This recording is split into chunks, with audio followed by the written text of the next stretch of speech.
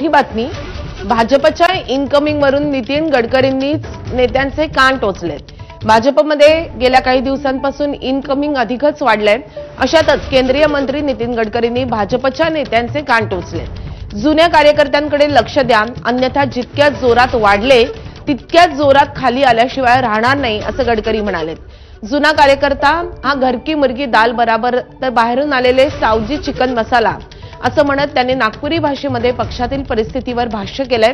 नागपूरच्या कळमेश्वरमध्ये भाजपचे नेते राजीव पोद्दार यांच्या कामांच्या आठवणींना उजाळा देताना त्यांनी हे वक्तव्य केलंय। चांगला माणूस असतो, घर की मुर्गी दाल बराबर, त्यामुळे बाहेरचा चिकन मसाला सावजीचा चांगला लागतो। जरा जुन्या लोकांकडे लक्ष ठेवा। हे जोपासलेले कार्यकर्ते माझ्या का आता मी तर नाही आहे, तुम्ही नेतृत्व करता।